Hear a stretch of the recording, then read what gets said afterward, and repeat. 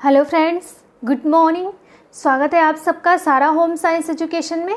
आज का जो हमारा टॉपिक है ये टेक्सटाइल से। टेक्सटाइल में हम देखेंगे आज टाइप ऑफ यार्न को देखेंगे और ट्रेडिशनल एम्ब्रॉयडरी ऑफ इंडिया को देखेंगे। आज हम देखेंगे भारत के पारंपरिक कढ़ाई के बारे में, जो कि काफ़ी ज़्यादा इम्पॉर्टेंट टॉपिक है और यहाँ से काफ़ी सारे क्वेश्चन पूछे भी जाते हैं। और इसके लिए आप लोगों का रिक्वेस्ट भी बहुत ज़्यादा आया था। टाइप ऑफ यार्न के लिए, यार्न कितने प्रकार के होते हैं? दो प्रकार के। एक तो होता है सामान्य, जिसमें सामान्य वाले आते हैं, और दूसरा होता है कॉम्प्लेक्स मिश्रित, जिसमें फैंसी धागे वगैरह आ जाते हैं। तो आज हम इस पर डिस्कस करेंगे। ये भी आप लोगों ने बहुत ज़्यादा रिक्वेस्ट किया था और बहुत मोस्ट इम्पॉर्टेंट पॉइंट भी है, ये टॉपिक भी बहुत ज़्यादा इम्पॉर्टेंट है। तो आज हम इस पर डिस्कस करेंगे। यही दोनों क्लास आज हम लेंगे, हम देखेंगे, और इसमें ज़्यादा बहुत बढ़ा चढ़ा कर पढ़ने की ज़रूरत नहीं है। मेन पॉइंट को देखेंगे जो कि आपके एग्ज़ाम के पॉइंट ऑफ व्यू से बहुत ही ज़्यादा इम्पॉर्टेंट है। अभी आपका जो टाइम है बहुत नज़दीक आ गए हैं आप लोग एग्ज़ाम के, तो एग्ज़ाम जो है आपके बहुत पास आ गया है। इसलिए आपको जो चीज़ पढ़ना है ना, उसको पहली बात तो आप जो भी नई चीज़ें आप पढ़ रहे होंगे, नई चीज़ पढ़ना आप छोड़ दीजिए। जो भी आपकी तैयारी हुई है अच्छे तरीके से उसी का रिवीजन कीजिए, और ऐसा रिवीजन कीजिए ताकि जो भी माइंड में है आपके सेट हो जाए। क्या होता है ना, जब एग्ज़ाम पास आ जाता है और तब आप नई चीज़ों को पढ़ना स्टार्ट करते हैं, तो जो पुरानी चीज़ें होती हैं वो भी आप भूल जाते हैं। सो इसलिए मैं बोल रही हूँ, जो भी आपने पुराना पढ़ा है, जो भी आपका पिछला जो भी चीज़ है जो रिवाइज करना है आपको, उसको आप रिवाइज कीजिए तो ज़्यादा बेटर होगा आपके लिए, ताकि आपका माइंड जो है वो सेट रहे, अच्छा रहे। जो नई चीज़ आप पढ़ रहे हैं ना, उससे क्या होता है, डिस्टर्ब हो जाता है माइंड, क्योंकि अब आपका जो एग्ज़ाम है बहुत ज़्यादा पास है। तो आपको रिवीजन की ज़रूरत है, ना कि नई चीज़ों को गेन करने की। तो नई चीज़ों को गेन करने का जब टाइम था, तब जिसने गेन किया होगा उसका रिज़ल्ट बढ़िया आएगा।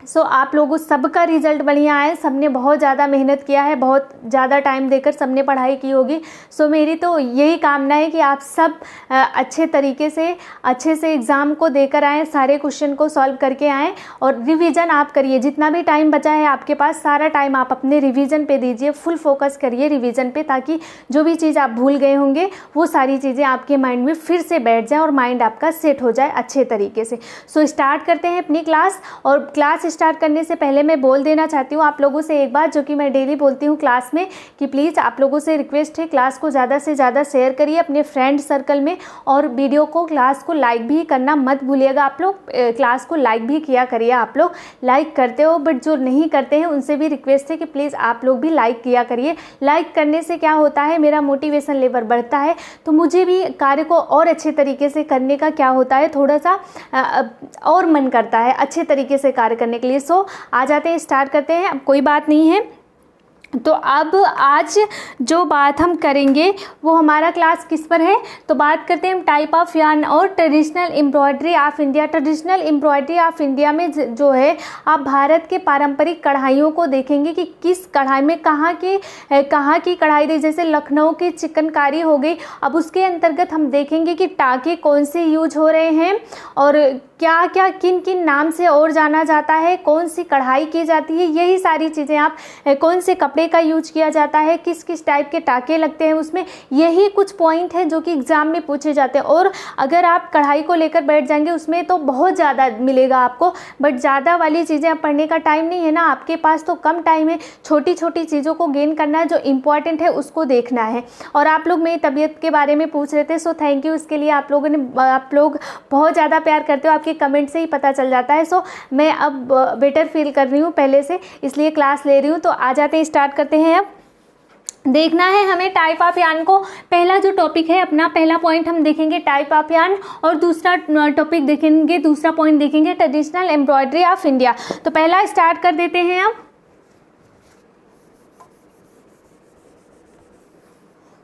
पहला स्टार्ट कर देते हैं। पहला जो है टाइप ऑफ यार्न को देखना है। जब भी टाइप ऑफ यार्न की बात की जाए, धागे के प्रकार की बात की जाए, तो ये जो धागा होता है ना, ये दो प्रकार का होता है। और काफ़ी सारे क्वेश्चन यहाँ से पूछे गए। ये वाला चीज़ जो दोनों पॉइंट आज मैं लेकर यहाँ पे आई हूँ, जो कि आपको लोगों का रिक्वेस्ट था इसके लिए, और ये दोनों बहुत ही ज़्यादा इंपॉर्टेंट है, बहुत ज़्यादा इंपॉर्टेंट है, क्योंकि यहाँ से कई तरह के क्वेश्चन पूछे जाते हैं। तो आ जाते, पहला तो होता है सिंपल धागा, सिंपल जिसे आप क्या कहते हो, साधारण यान। और जो दूसरा है इसे कॉम्प्लेक्स है, जिसे आप क्या कहते हो, जटिल यान। जटिल धागा या फिर इसे आप क्या कहते हो, मिश्रित भी कहते हो, ये चीज भी ध्यान रखना आप। मिश्रित धागा या फिर जटिल धागा या फिर कॉम्प्लेक्स यान इसे बोला जाता है। अब यहाँ पे हमें बात करना है जो सिंपल यान होता है इसे कितने टाइप में बांटा गया है, कौन कौन से यान है जो सिंपल यान में आते हैं, ये देखना है हमें। तो जो सिंपल यान है इसको भी आप बांट दीजिए, कितने पार्ट में बांटना है ये हम देख लेते हैं। तो कितने पार्ट में इसे बांटना है, 4 पार्ट में बांटना है। पहला है सिंगल, जिसे आप क्या कहते हो, इकहरा। दूसरा क्या है, डबल, जिसे आप क्या कहते हो, दोहरा। अभी हम इसमें देखेंगे कि इसमें कितने टाइप के यान यूज किए, कितने धागों का प्रयोग किया जा रहा है, कौन सा धागा मजबूत होता है, कौन सा धागा क्या होता है, कम मजबूत होता है, धागे को खोलने के बाद उसकी आकृति कैसे दिखाई देती है, स्वरूप कैसा दिखाई देता है, कैसे आप उसको पहचानोगे, सारी चीज़ों को हम देखेंगे। इसके बाद पहले तो हम इसके 4 टाइप को देख लेते हैं। मल्टी है, मल्टी जिसे आप क्या कहते हो, बहुरेशीय। और आपका एक है केबल, जिसे आप क्या कहते हो, कार्ड, इसे कार्ड यान कहते हैं। अब यहाँ पे हम देखेंगे, पहले तो बात कर लेते हैं जो यान है, जो टाइप ऑफ यान है ये 2 टाइप का होता है। पहला क्या होता है, सिंपल या साधारण यान। दूसरा है कॉम्प्लेक्स या जटिल यान, जिसे आप मिश्रित यान भी कहते हैं। पहले हम बात करेंगे किसके बारे में, पहले हम बात कर लेते हैं सिंपल यान के बारे में। पहले आप कॉम्प्लेक्स को छोड़ दीजिए, पहले सिंपल पार्ट को देख लेते हैं, फिर हम देखेंगे कॉम्प्लेक्स पार्ट को। तो आ जाते हैं, पहले हम सिंपल पार्ट को देख लेते हैं। सिंपल पार्ट जो है आपका, जो सिंपल धागा है, जो सिंपल यान है, इसके 4 टाइप हैं। पहला तो है सिंगल, दूसरा है डबल, तीसरा है मल्टी और चौथा है केबल। इंग्लिश नेम याद कर लीजिएगा, हिंदी नेम, दोनों नेम आपको याद करने हैं। ये एक ही ऐसा चैप्टर है, ऐसा एक तरीके से हम कह सकते हैं पॉइंट है जहाँ से आपसे इंग्लिश वाले प्रश्न भी पूछे जाते हैं, मतलब इसके नेम ज़्यादातर इंग्लिश में ही पूछे जाते हैं। सो आप लोग इंग्लिश नेम, हिंदी नेम, दोनों नेम को याद रखिएगा ताकि आपको प्रॉब्लम ना हो। जो सिंगल यान होता है ये क्या होता है, जो डबल यान होता है ये क्या होता है, जो मल्टी यान है ये क्या है, जो कार्ड है इसको क्या कहते हैं। तो आ जाते हैं, देखते हैं जो सिंगल यान होता है। सिंगल यान कैसा होता है, आपको आई होप कि आपको शो हो रहा होगा। एक बार मैं चेक कर लेती हूँ सारी चीज़ें आपको क्लियर दिख रही हैं, वॉइस अच्छे से आ रही है कि नहीं।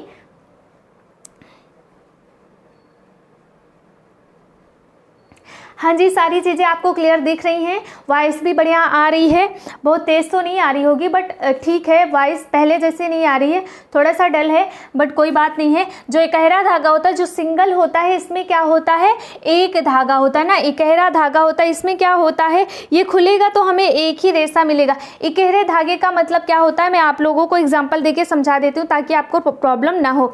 ये क्या है, आप ये वायर देख रहे हो ना, ये वायर क्या है, ये मान लो कि एक है, इसके अंदर आप मत खोलो इसको। अगर इसके अंदर तो छोटी छोटी बहुत क्या होंगी, वायर होंगे, बट आप इसको देखो ना कि ये क्या है, वायर है। आप इसको तोड़ोगे चाहे कैसे भी करोगे तो एक वायर निकलेगा। फॉर एग्जांपल मैं अपना बाल लेके, बाल तो दिखेगा नहीं, फॉर एग्जांपल आप बाल को ले लीजिए। बाल क्या होता है, एक ही होता है। अगर आप उसे खोलोगे तो वो खुलेगा नहीं क्योंकि वो इकहरा है। तो वही होता है जो इकहरा धागा, सिंगल धागा मतलब होता है इकहरा होता है। इसको खोलने पर आपको एक ही रेशा मिलेगा, मतलब ये खुलता ही नहीं है एक तरीके से हम कह सकते हैं। और ये क्या होता है, कम मजबूत होता है।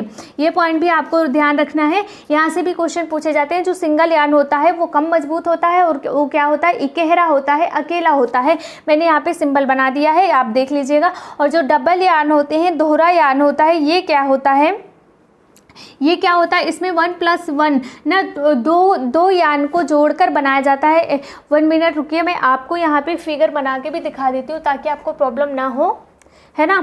देखिए यहाँ पे क्या होता है, जो डबल यान होता है इसमें 1+1 को जोड़ जाता है। मान लीजिए एक धागा ये हो गया, उसके बाद एक धागा ये जो दोनों मिलकर बनेंगे ना, यही क्या होता है, यही आपका हो जाता है डबल यान। डबल यान में अगर आपसे क्वेश्चन पूछा जाए तो आपको बताना है डबल यान में क्या होता है, 2 धागों को जोड़कर, 2 सिंगल धागों को जोड़कर बनाया जाता है। और इसमें क्या होता है, इसे क्या होता है, यही है दोहरा, या फिर इसे प्लाई यान भी कहते हैं। इसे क्या कहते हैं, प्लाई यान भी कहते हैं इसे।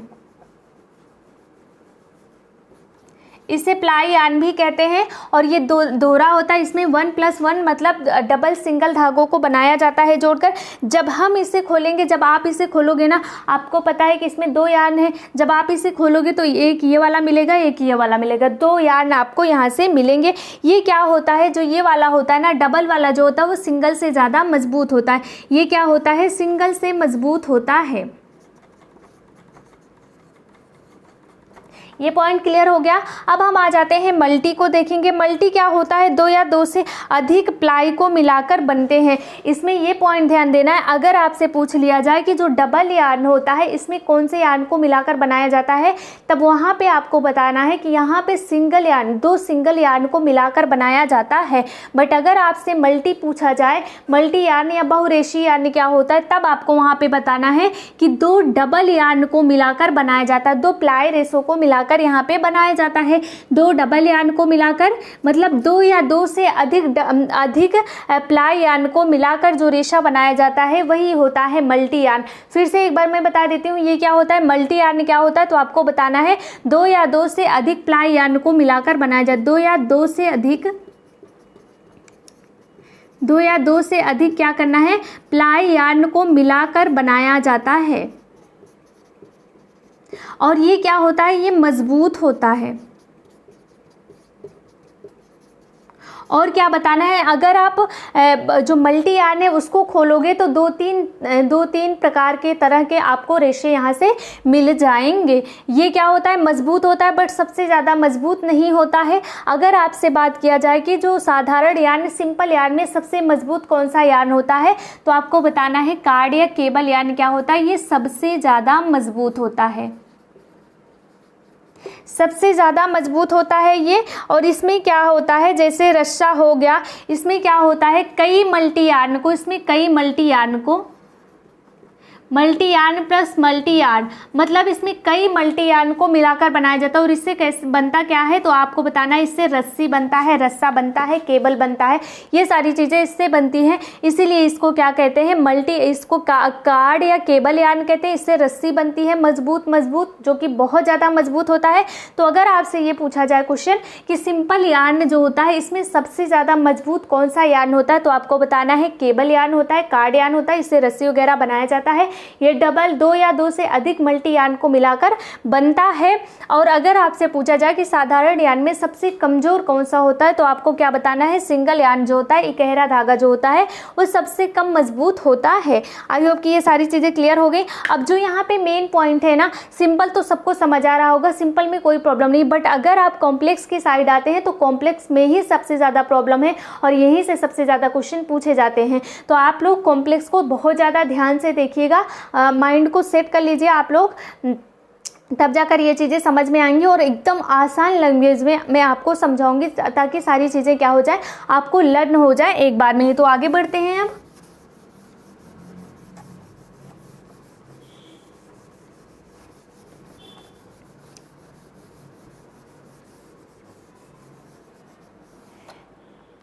अब हमें देखा है कॉम्प्लेक्स यार्न या क्या होता है, ये कॉम्प्लेक्स यार्न, मिश्रित यार्न या फिर जटिल धागा। पहले तो इसको बनाने में क्या होता है, इसमें अटैचमेंट का प्रयोग किया जाता है। और इसमें अभी आपने देखा साधारण में एक था, मल्टी या फिर बहुमल्टी जो भी हमने पढ़ा। अब हम देखेंगे जो मिश्रित धागा होता है ना, इसको बनाने में 3 तरह के धागे लगते हैं। पहले बात ये आप लोग ध्यान रखिएगा, इसको बनाने में क्या लगता है, 3 तरह के धागे लगते हैं, 3 प्रकार के धागों का प्रयोग किया जाता है। पहली बात तो इसको बनाने में 3 धागे का प्रयोग किया जाता है। आपसे क्वेश्चन पूछा जाए कि कौन सा ऐसा यार्न है जिसको बनाने के लिए 3 तरह के धागों का प्रयोग किया जाता है, तो आपको बताना है मिश्रित, कॉम्प्लेक्स या फिर जटिल धागा। पहला जो धागा होता है आपका, यहाँ पे मैं लिख देती हूँ, पहला, दूसरा और तीसरा। और इसमें प्रयोग क्या किया जाता है, अटैचमेंट का प्रयोग किया जाता है। ये पॉइंट भी नोट कर लीजिएगा आप लोग। पहला जो धागा होता है ना, ये वाला धागा क्या होता है, आधार होता है। और जो दूसरा धागा होता है ये क्या होता है, डिजाइन बनाता है, ये डिजाइन बनाता है। और जो तीसरा धागा होता है ये बांधने के काम आता है, बांधने का काम ये करता है। कॉम्प्लेक्स धागे में। अब मैं यहाँ पे बताती हूँ कि कैसे क्या होता है। मान लो कि ये क्या है, पहला धागा, ये आधार हो गया। कॉम्प्लेक्स धागे को पढ़ रहे हो आप, कॉम्प्लेक्स धागे को बनाने में 3 तरह के धागे का यूज किया जाता है, पहला, दूसरा और तीसरा। पहला धागा आधार बनाता है, दूसरा डिजाइन, तीसरा बांधने का काम करता है। पहला धागा ये आपका आधार हो गया। दूसरे धागे में क्या होता है, ये पहला धागा हो गया, इसके ऊपर क्या है, कोई डिजाइन आप बना लेते हैं, ये डिजाइन बन गई आपकी। मतलब यहाँ पे जब तीसरा धागा है, इतना काम यहाँ पे हो चुका है। और जो तीसरा धागा है, इससे क्या करते हैं आप, बांधने का काम करते हैं, ताकि जो डिजाइन बनी है आपकी वो खुले ना। आई होप कि तीनों पॉइंट क्लियर हो गया होगा। आपसे क्वेश्चन पूछा जाए कि कौन सा ऐसा धागा है जिसको बनाने में 3 धागे का प्रयोग किया जाता है, तो आपको बताना है कॉम्प्लेक्स धागा। पहला धागा इसमें आधार का काम करता है, दूसरा धागा डिजाइन बनाने के लिए और तीसरा धागा डिजाइन को बांधने के लिए, ताकि जो डिजाइन बनी है वो खुले नहीं। आई होप कि 3 चीजें क्लियर हो गई होंगी। और इसी को हम क्या कहते हैं, जो कॉम्प्लेक्स धागा है, इसी को आप फैंसी धागा कहते हो। और फैंसी धागा करके कई बार क्वेश्चन पूछा गया है, ये भी नोट कर लीजिएगा। कॉम्प्लेक्स, जटिल, मिश्रित या फिर फैंसी धागा इसे आप कहते हो। अब हम आ जाते हैं इसके टाइप को देखेंगे।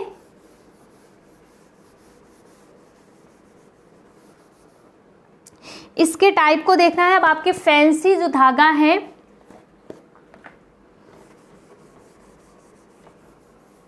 यहां पे मैं डाल देती हूं फैंसी धागा। अब आपको इसके प्रकार को देखना है। पहला आ गया इसमें स्लब यार्न।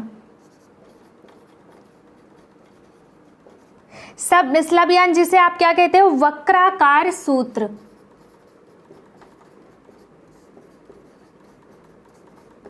स्लब यार्न जिसे आप वक्राकार सूत्र कहते हो। और ये क्वेश्चन कई बार पूछा गया है, कई बार, कितनी बार मैं बताऊं, रिपीटेड फॉर्म में पूछा गया है क्वेश्चन।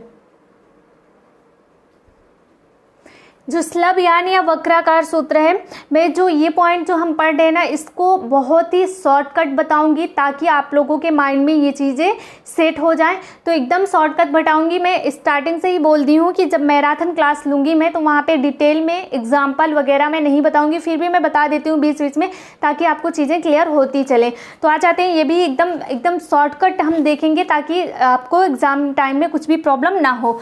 तो स्लब यार्न जो वक्राकार सूत्र होता है, इसमें क्या होता है, कहीं ऐंठन दी जाती है और कहीं बिल्कुल ऐंठन नहीं दी जाती। इसमें क्या होता है, कहीं कहीं ऐंठन दी जाती है और कहीं कहीं ऐंठन नहीं दी जाती। इसमें बस आपको इतना ध्यान रखना है कि कहीं कहीं ऐंठन दी जाती है और कहीं कहीं ऐंठन नहीं दी जाती है।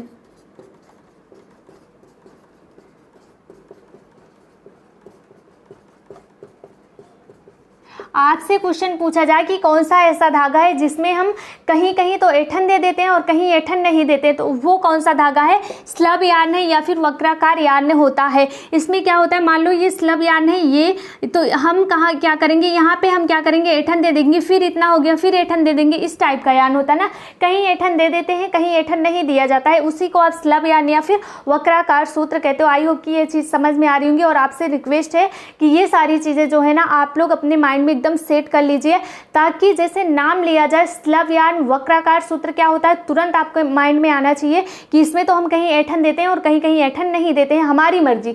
अगर आपको इसको लर्न करना है तो आप एक पॉइंट नोट कर लीजिए, जो स्लब यार्न होता है, वक्राकार यार्न होता है, इसमें हमारी मर्जी होती है। हम मर्जी पड़े तो हम उस पर ऐंठन देंगे, हमारी मर्जी नहीं पड़े तो हम उस पर ऐंठन नहीं देंगे। मतलब कहीं ऐंठन दे देते हैं आप, कहीं ऐंठन नहीं देते हैं। ये इस टाइप का धागा होता है। अगला क्या है, अगला पॉइंट क्या है, अगला हम देखेंगे इसमें फ्लैक यार्न।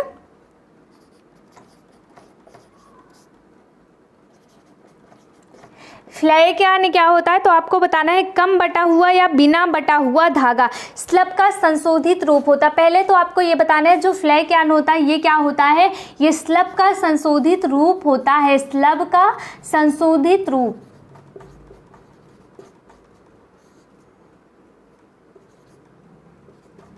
आपसे क्वेश्चन पूछा गया है कि कौन सा यान ऐसा है जो स्लब यान का वक्राकार यान का क्या है, संशोधित रूप है। तो आपको क्या बताना है, वो यान है फ्लैक यान। फ्लैक यान जो होता है ये स्लब यान का संशोधित रूप है। अगर हम बटाई करेंगे तो पूरे धागे में करेंगे, और अगर नहीं बटाई करेंगे तो पूरे मतलब कहीं भी नहीं करेंगे। आपको ये ध्यान देना, आपने जो स्लब यान पढ़ा था तो उसमें आपने बताया कि इसमें हम कहीं ऐंठन देते हैं, कहीं ऐंठन नहीं देते। बट जब आप फ्लैक यान पढ़ोगे तो इसमें क्या बताओगे, कम बटा हुआ या बिना बटा हुआ धागा स्लब यान का संशोधित रूप होता है। मतलब कम बटा हुआ धागा या बिना बटा हुआ धागा, आपको ये बताना है यहाँ पे कि अगर हम बटाई करेंगे इसमें क्या होता है, अगर हम बटाई कर रहे हैं, अगर हम बटाई करेंगे इसमें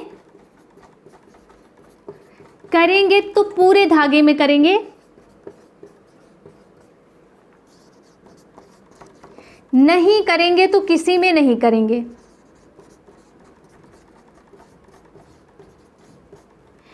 मतलब कहने का मतलब है जो फ्लैक यान है इसमें ये स्लब यान का संशोधित रूप है, और इसमें ये बताया गया है कि अगर आप इसमें ऐंठन देते हैं तो पूरे धागे में देंगे, और अगर ऐंठन नहीं दिया जाता है तो नहीं दिया जाता है, बिना ऐंठन के ही धागा रहता है। जबकि आपने जब स्लब यान पढ़ा था तो इसमें आपने ये देखा था ना कि कहीं पर ऐंठन दे दिया जाता है, कहीं पर ऐंठन नहीं है, फिर कहीं पर ऐंठन है। ऐसा नहीं होता है स्लब यान में, सॉरी फ्लैक यान में। फ्लैक यान या स्लब यान जो होता है, जो फ्लैक यान है ये स्लब यान का संशोधित रूप है। यहाँ पे आपको ये ध्यान देना है कि अगर आप जो फ्लैक यान है इसमें अगर बटाई दी जा रही है, मतलब धागे को ऐंठन दिया जा रहा है, तो पूरे धागे में ऐंठन दिया जाएगा। मान लो फॉर एग्जांपल अगर आप इसमें धागे में ऐंठन दे रहे हो तो आप पूरे धागे में दोगे, अगर नहीं दे रहे हो तो पूरे धागे को ऐसे ही छोड़ दोगे। यही क्या कहलाता है, आपका फ्लैक यान कहलाता है। आगे हम बढ़ेंगे।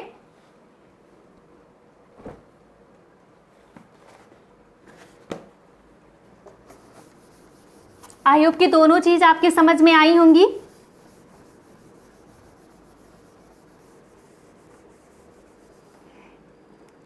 अगला पॉइंट हम देखेंगे रेटिने। रेटिने क्या होता है,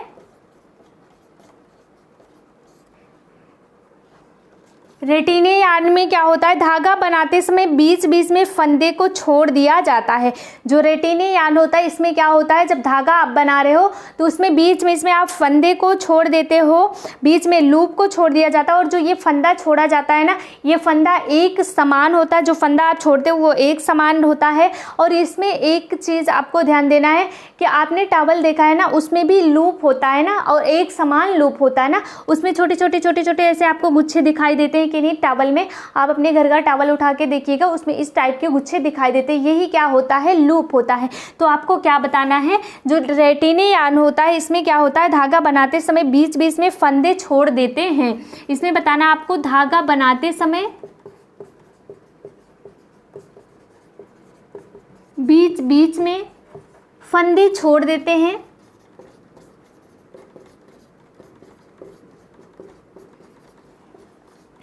फंदे छोड़ देते हैं, और क्या होता है, ये जो फंदे छोड़ते हैं समान फंदे छोड़ते हैं। मान लो कि ये हो गया आपका धागा, इसमें जो लूप छोड़ा जाता है ना, इस मतलब समान धागा, ये क्या होता है, समान फंदे छोड़ते हैं, आप समान फंदे छोड़ते हैं। ये पॉइंट आपको ध्यान में देना है यहाँ पे। और क्या देना है ध्यान में, बस इतना ही चीज़ आपको यहाँ पे ध्यान देना है। जो रेटिने होता है वो धागा बनाते समय बीच बीच में फंदे को छोड़ दिया जाता है, इस फंदे को आप लूप कहते हैं। और जो फंदा छोड़ा जाता है वो समान फंदा ही छोड़ा जाता है, समान आकार का, समान दूरी पर, ऐसे ही फंदे को छोड़ा जाता है। और अगर इसमें एक प्रॉब्लम ये होती है, अगर फंदा छोटा है इसमें क्या होगा, आपने यहाँ पे कुछ फंसा तो ये जो फंदा है आपने खींचा इसको तो पूरा का पूरा निकल जाएगा, मतलब ये कमज़ोर होता है, ये मजबूत नहीं होता है। रेटिने यान में बस आपको इतना ध्यान देना है कि इसमें समान जगह पर समान दूरी पर फंदे को छोड़ दिया जाता है, जिसे लूप कहते हैं, यही होता है रेटिने। स्पाइरल को हमें देखना है, और जितने पॉइंट को आप डिस्कस कर रहे हो सारे का जो सारा पॉइंट है वो किस में आ रहा है आपको बताना है, फैंसी धागे में आ रहा है। स्पाइरल है, इसे हम स्क्रो कहते हैं।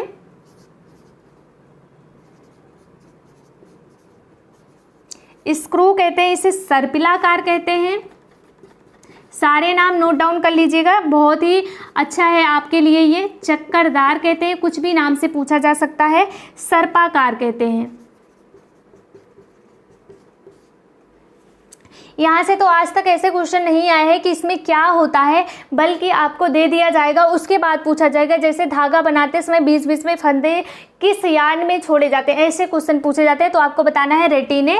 और स्पाइरल का इसका अलग अलग नाम है, देख लीजिए। स्पाइरल को क्रॉक स्क्रू कहते हैं, सर्पिल चक्राकार या फिर सर्पाकार कहते हैं। इसमें क्या होता है तो आपको बताना है, इसमें जो नीचे का धागा होता है वो दिखता नहीं। आपको पता है ना, जो स्पाइरल जो होता है, जो क्रॉक स्क्रू होता है, आपने कैलेंडर वगैरह को देखा होगा। कैलेंडर में कैसे होता है, इस टाइप का लगा होता है ना। आप डायरी लिए होंगे, जो स्क्रू वाली डायरी होते हैं उसमें इस टाइप का लगा होता है। तो इसमें ये बताना है, जो नीचे का धागा होता है वो इसमें दिखता नहीं। नीचे का धागा बहुत ही पतला होता है, इसमें दिखता नहीं है नीचे का धागा। और ऊपर का धागा जो होता है वो दिखता रहता है। यही होता है आपका स्पाइरल यार्न, यही होता है। इसी को हम स्पाइरल यार्न कहते हैं। जो स्पाइरल है, जिसे आप कार्क स्क्रू, सर्पिल चक्राकार या फिर सर्पाकार कह रहे हो, ये क्या होता है, या आपने जो कैलेंडर वगैरह देखा है ना, उसमें क्या होता है, आपने देखा है इस टाइप के धागे होते हैं, इस टाइप का लगा हुआ होता है प्लास्टिक वगैरह का उसमें, तो वो क्या उसी टाइप का ये भी होता है। इसमें क्या होता है, जो धागे का व्यास, लंबाई, मोटाई में अंतर, धागे की व्यास में, लंबाई में, मोटाई में, चौड़ाई में अंतर होता है। एक धागा बिना ऐंठन का आप यूज करते हो। इसमें क्या होता है, जो एक धागा होता है, जो ये अंदर का धागा है, ये बिना ऐंठन का है, और इसके ऊपर जो दूसरा धागा लगा है ये ऐंठन वाला होता है। बस इतनी चीज आपको याद रखनी है। और जो ऐंठन वाला धागा होता है वही आपको दिखता है, जो उसके अंदर का धागा होता है वो दिखता नहीं है। बस इतनी पॉइंट को आपको ध्यान में रखना है। एक दूसरे पर कसकर लपेटा हुआ होता है, आपको इतना ध्यान रखना है। इसमें जो स्पाइरल यार्न होता है, इसमें क्या होता है, एक धागा बिना ऐंठन का, दूसरा धागा ऐंठन का, और दोनों एक दूसरे पर इस तरीके से लपेट दिए जाते हैं कि जो बिना ऐंठन वाला धागा होता है वो दिखता ही नहीं है, और जो ऐंठन वाला धागा होता है वही शो होता है। फॉर एग्जांपल कैलेंडर ले लीजिए, आप अपनी स्क्रू वाली डायरी ले लीजिए, उसमें ये चीजें आपको देखने को मिल जाएंगी। अंदर का धागा बिना लपेटा हुआ नहीं दिखता है, और ऊपर का धागा दिखता है। आई होप कि समझ में आ गया होगा आपको। और इसमें क्या होता है, व्यास में, लंबाई में, मोटाई में अंतर होता है। आगे बढ़ेंगे, हम लूप यार्न को देखेंगे। अब सारे धागे बहुत ही ज़्यादा इंपॉर्टेंट है, मैं फिर बता रही हूँ, आप लोग इसको बहुत अच्छे से याद करिएगा। लूप यार्न, जिसे आप क्रेबल कह रहे हैं, लूप यार्न, अगला पॉइंट नोट डाउन कर लीजिए। लूप यार्न, इसे क्या कहते हैं, क्रेबल कहते हैं। और इसे किस नाम से, बकल, इस नाम से भी इसे जाना जाता है। कुंडल या फंदा, नाम बड़ा इंपॉर्टेंट है, कुंडल या फंदा। आपसे रिक्वेस्ट है कि जितना नेम मैं यहाँ पे लिखवा रही हूँ ना, सारे नेम आप याद कर लीजिएगा। मुझे जहाँ तक लगता है, अगर आप सारे नेम से याद करेंगे ना, तो कुछ भी क्वेश्चन पूछा जाएगा वहाँ पे आप कंफ्यूज नहीं होंगे। कुछ भी ट्रिक बना लीजिए यार आप लोग, LCB कुछ भी मतलब याद कर लीजिए, कुंडल, फंदा, LCB कुछ भी ऐसे करके याद कर लीजिए, ताकि आप भूलो मत।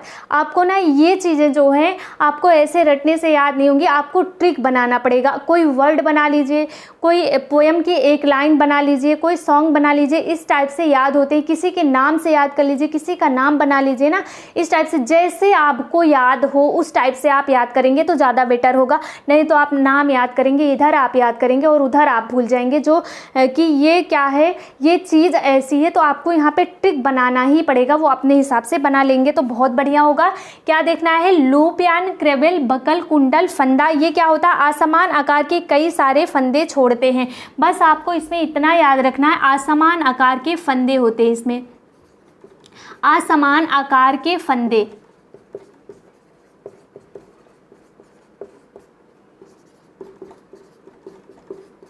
आपसे क्वेश्चन पूछा जाएगा कि कौन सा ऐसा यार्न है जिसमें हम असमान आकार के फंदे को छोड़ा जाता है जिसके अंतर्गत, तो आपको बताना है। आपको ऐसे नेम दे दिया जाएगा, बाय चांस आपको सारे नेम दे दिए गए, लूप यार्न, क्रेबल, बकल, कुंडल, फंदा, और उसके बाद एक दे दिया गया आल करेक्ट। उसके बाद आपको जब यहाँ पे नेम ही नहीं पता होगा तो किसी पर भी आप करेक्ट का निशान लगा के आ जाएंगे ना, ऐसा हो सकता है एग्जाम में किसी से पूछ के क्वेश्चन नहीं आता है। तो सारी चीज़ों को आपको याद करना है। यहाँ पे अगर आपसे क्वेश्चन पूछा जाए जाए कि जो है जो लूप यार्न, क्रेवल, बकल, कुंडल फंदा क्या होता है, तो आपको बताना है इसमें असमान आकार के फंदों को छोड़ा जाता है। बस एक एक लाइन आपको याद करना है, सारी चीज़ें क्लियर होंगी। और मुझे जहाँ तक लगता है कि आप लोग अगर ऐसे इस तरीके से याद करते हैं तो सारे के सारा क्वेश्चन जो है आप सॉल्व करके आ सकते हैं। और ये भी क्या होता है, कमज़ोर होता है। अब मैं यहाँ पे बना के दिखा देती हूँ आपको। मान लो यहाँ पे इतना बड़ा धागा छूटा है, लूप छूटा है, यहाँ पे हम क्या करें, इस टाइप का, यहाँ पे इस टाइप का, फिर यहाँ पे इस टाइप का। तो यहाँ पे क्या होता है, एकदम फिक्स नहीं रहता है कि कितने कितने आकार पर कहाँ पर कैसे फंदे छोड़ने। इसमें जहाँ मर्जी वहीं पर फंदे और जिस आकार का मन करे उस आकार का फंदा हम छोड़ देते हैं। अगला पॉइंट है 6 पॉइंट, आपको देखना है स्पॉट।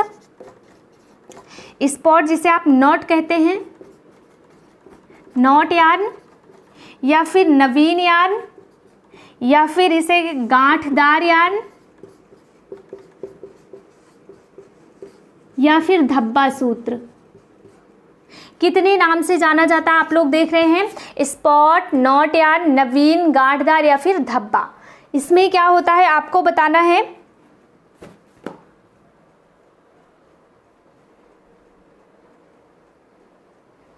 इसमें क्या होता है तो आपको बताना है, इस धागे में जो स्पॉट, नॉट या नवीन, गांठदार आप पढ़े, उसमें क्या होता है, एक तो हो गया धागा का आधार हो गया, एक धागे का आधार होता है, और जो दूसरा धागा होता है इसमें लपेटा जाता है, दूसरा धागा ऐसे ऐसे लपेटा जाता है, और कहीं कहीं पर इतना ज़्यादा धागा लपेट दिया जाता है कि वो क्या दिखाई देता है, गांठ जैसा दिखाई देने लगता है। बस आपको इतना सा याद करना है, जो स्पॉट, नॉट, नवीन, गांठदार या फिर धब्बा वाला जो धागा होता है, इसमें एक धागा आधार होता है, दूसरा धागा उसके ऊपर से लपेटा जाता है, और दूसरे धागे को कहीं कहीं इतना ज़्यादा लपेट दिया जाता है कि ये स्पॉट, मतलब ये स्पॉट को दिखाता है, या फिर धब्बे को। स्पॉट मीन्स क्या होता है, धब्बा, धब्बे को दिखाने लग जाता है। बस यही आपको है, तो इसमें लिखने जैसा कुछ भी नहीं है। मैं चाहूँ तो बिना लिखे सारी चीज़ों को आपको समझा सकती हूँ, बट मुझे जहाँ लगता है कि यहाँ पे लिखना ज़रूरी, वहाँ पे मैं लिख रही हूँ। फिर से एक बार मैं बता देती हूँ ताकि आपके माइंड में बैठ जाए। जो स्पॉट या नॉट या नवीन गांठदार सूत्र होता है, इसमें क्या होता है आपको बताना है। इसमें कुछ नहीं होता है, एक आधार धागा होता है, इसमें आधार का धागा होता है एक, और जो दूसरा धागा होता है वो लपेटने वाला धागा होता है, लपेटने वाला धागा। और जब ये दोनों धागे को आधार वाले धागे पर लपेटने वाला धागा लपेटा जाता है तो कहीं कहीं पर इतना ज़्यादा लपेट दिया जाता है कि ये धब्बे जैसा प्रदर्शित होने लगता है। इसी को आप क्या कहते हैं, स्पॉट यार्न कहते हैं। समझ आ गया? ओके, अब आगे बढ़ते हैं।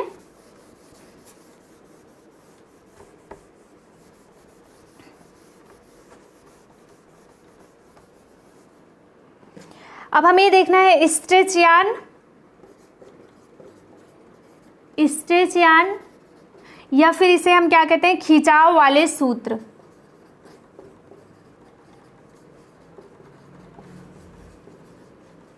स्ट्रेच यार्न या फिर खिंचाव वाले सूत्र, इसमें क्या होता है, ऐसा धागा जिसमें खिंचने का गुण होता है उसे हम स्ट्रेच यार्न कहते हैं।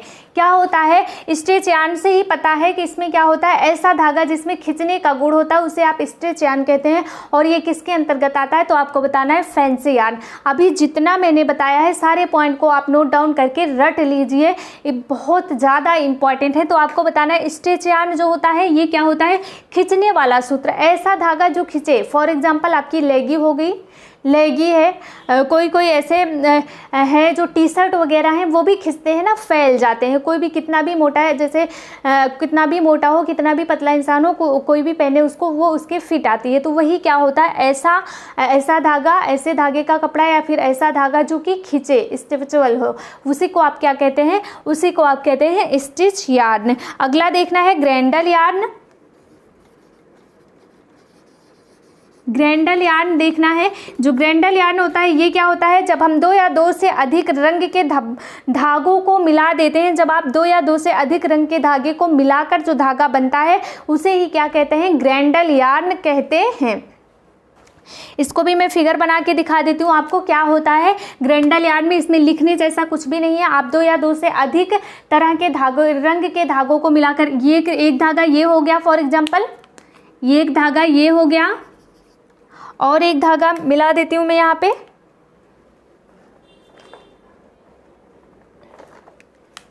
उसके बाद हो गया आपका ये एक धागा ये हो गया। यहाँ पे 3 कलर के धागे मिल गए ना, यहाँ पे क्या हुआ, 3 कलर का मिल गया, यही क्या कहलाता है, ग्रैंडल यार्न कहलाता है। 2 या 2 से अधिक रंग के धागे को मिलाकर जो धागा बनता है वही आपका ग्रैंडल यार्न कहलाता है।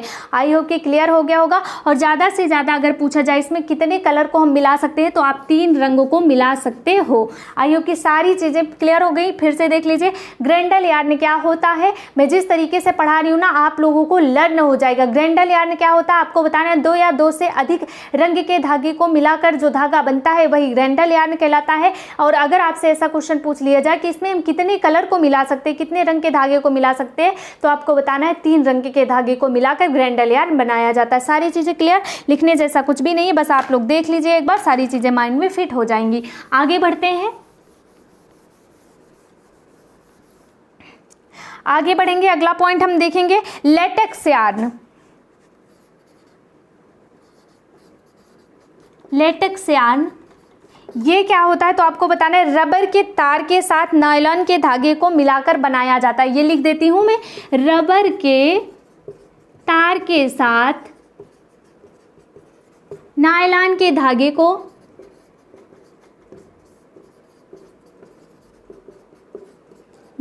को मिलाकर बनाया जाता है। यही आपका क्या कहलाता है, लेटेक्स यार्न कहलाता है। क्लियर हो गया। यहाँ पे आप रेयान का धागा भी मिला सकते हो, रेयान, नायलॉन, रबर के तार के साथ नायलॉन या फिर रेयान के धागे को मिलाकर बनाना ही क्या कहलाता है, लेटेक्स यार्न कहलाता है। अभी एक यार्न को हमें और देखना है, ये सारे यार्न किस में आ रहे हैं, तो फैंसी यार्न में।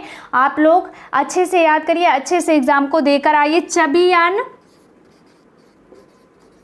चबी यार्न, ये क्वेश्चन पूछा गया था आपसे। बल्कि यार्न,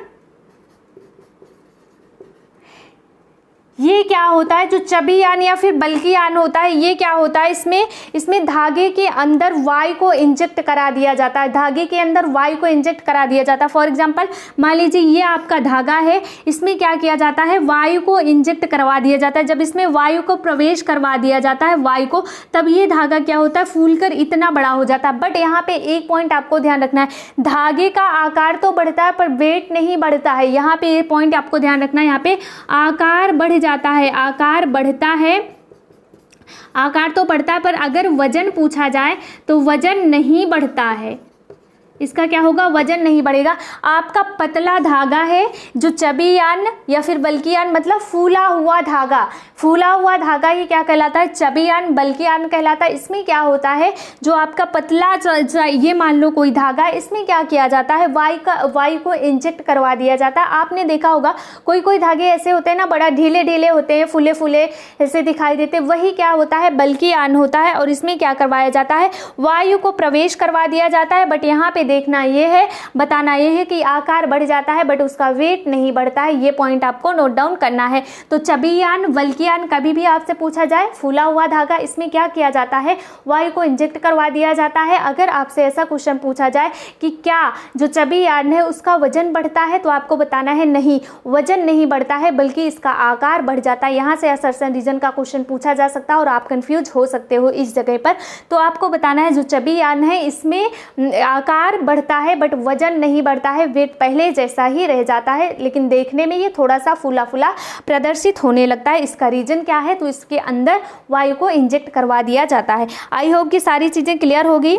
अब हमारा जो है, जो आपका फैंसी यार्न है, सिंपल यार्न, फैंसी यार्न, ये चैप्टर कंप्लीट हुआ।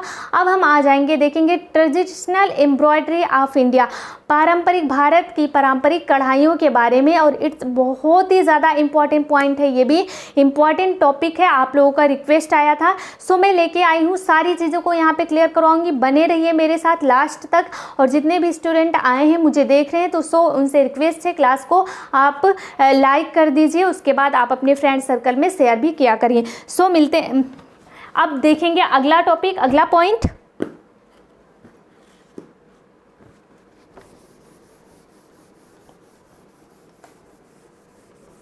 जिसको पानी वानी पीना हो आप लोग पी लीजिए पानी वगैरह, और जो सो के नहीं उठे हैं उनके ऊपर जाकर एक गिलास, एक लोटा पानी या फिर एक बाल्टी पानी भर के आप लोग डाल दीजिए। ओके, जो आपके फ्रेंड वगैरह नहीं उठे होंगे, जितने भी लोगों के, जाकर एक गिलास पानी डाल दीजिए ऊपर, उठ के बैठ जाएंगे और क्लास लेने लगेंगे, है ना। अभी का जो मौसम है बहुत अच्छा मौसम हो रहा है। लगभग मेरे यहाँ पे लगभग 3-4 दिन से लगातार बारिश हो रही है, धूप नहीं हो रहा है, यहाँ पे लगातार बारिश हो रही है। मौसम बहुत ही खूबसूरत है, मतलब ठंड जैसे लग रहा है, ठंड वाला मौसम आ गया है। थोड़ी देर बात करना ज़रूरी है ना। अभी अपना एक टॉपिक कंप्लीट हो गया, अब हम स्टार्ट करते हैं दूसरा टॉपिक। किसी को पानी वगैरह पीना हो तो आप लोग पी सकते हैं, खाने का सामान आइटम लेकर बैठ सकते हैं, आप लोग खा सकते हैं। मैं आप लोगों को नहीं देख रही हूँ, बट आप मुझे देख रहे हैं तो मैं नहीं खा सकती हूँ यहाँ पे खड़ी होकर। आप लोग खा सकते हैं, पढ़ते पढ़ते एंजॉय करते, मतलब पढ़ाई के साथ आप खाने का भी टेस्ट ले सकते हैं आराम से। सो आ जाते हैं, अब देखते हैं अगला पॉइंट।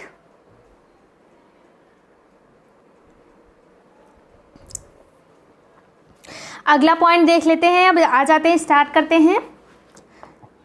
पारंपरिक कढ़ाई देखना है।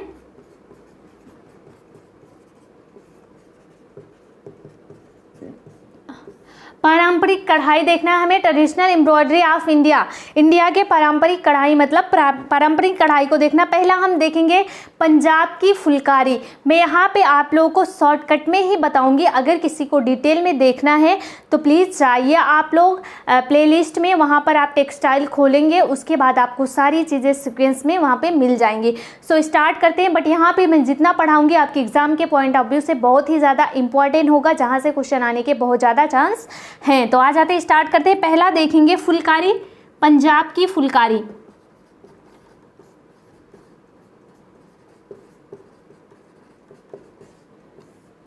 पंजाब की फुलकारी को हमें देखना है। पहले तो हम इसके टाइप को देख लेते हैं, बहुत लंबी क्लास होने वाली है ये हमारी क्लास बहुत लंबी होगी, क्योंकि ये बहुत लंबा है ही, ये जो टॉपिक है बहुत लंबा है। मैं जब स्टार्ट करी थी पिछली बार इसको, जब मैं आप लोगों को पढ़ा रही थी, तो 3 दिन में ये क्लास मैंने ख़त्म किया था, और आज हमें 1 दिन में कम टाइम में देखने हैं। तो स्टार्ट करते हैं, देखते हैं। पहला तो इसमें आ जाएगा चोप, दूसरा है सुभर, ये नाम याद कर लीजिएगा, छोबे। अगला है तिलपत्रा, तिलपत्रा है। अगला है नीलक, उसके बाद है शालू, और अगला है थिरमा।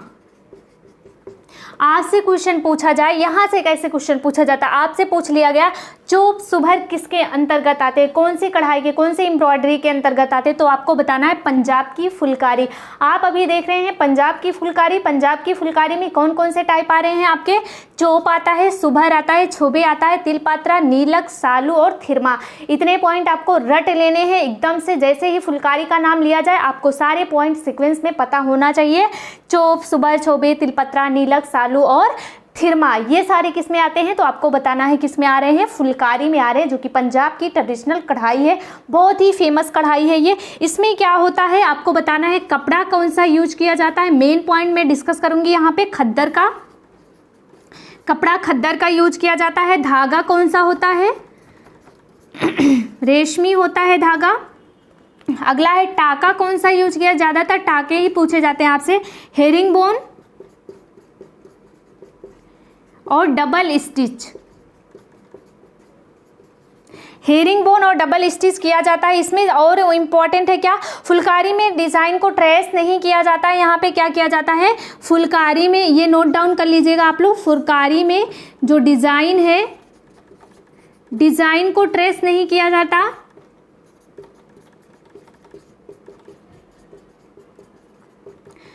ट्रेस नहीं किया जाता, इसमें सीधे कपड़े पर डिज़ाइन को बनाते हैं। मतलब इसमें आप पहले से डिज़ाइन को बनाकर नहीं रखते हैं, इसमें कपड़ा लेंगे आप और सीधे कपड़े पर आप डिज़ाइन बनाना शुरू कर देंगे। और जो फुलकारी है पंजाब की, इसमें किस तरह का जो डिज़ाइन बनता है वो बनता है, तो आपको बताना है ज्योमेट्री आकार का डिज़ाइन बनता है। इसमें कैसा बनता है, ज्योमेट्री आकार का डिज़ाइन, ज्योमेट्री आकार का डिज़ाइन।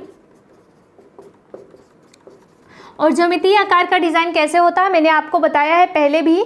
तो ज्योमेट्री आकार के डिज़ाइन में आप गोलाई नहीं दे सकते हो, कुछ भी बनाओगे आप इस टाइप से आप बना सकते हो, बट आप यहाँ पे गोलाई नहीं दे सकते हो कहीं भी। रेखा रेखा को मिलाकर आप बना सकते हो, बट आप ध्यान रखना कि यहाँ पे आप इस टाइप का भी बना सकते हो, कुछ भी बना सकते हो आप, बट आपको ध्यान रखना है कि क्या नहीं कर सकते हो आप, तो आप गोलाई नहीं दे सकते हो। फिर से एक बार देख लेते हैं, बहुत ज़्यादा इंपॉर्टेंट है ये।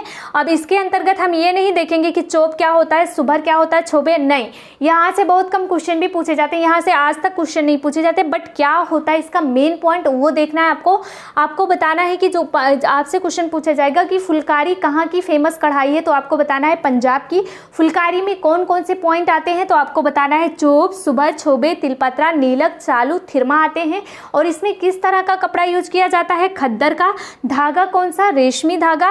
टाका कौन सा, तो आपको बताना है हेरिंग बोन और डबल स्टिच का प्रयोग किया जाता है। एक पॉइंट यहाँ पे अगर आपसे क्वेश्चन पूछा जाए कि क्या जो फुलकारी है उसमें जो कढ़ाई की जाती है उसको ट्रेस किया जाता है, मतलब पहले कढ़ाई छाप ली जाती है उसके बाद धागे से कढ़ाई की जाती है, तो नहीं।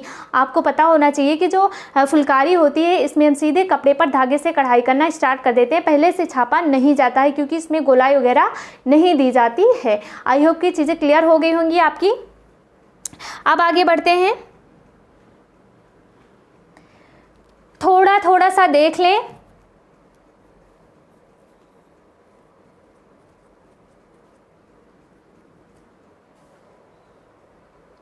थोड़ा थोड़ा सा पॉइंट हम यहाँ पे डिस्कस कर लेते हैं। अब हम अगला पॉइंट देखेंगे।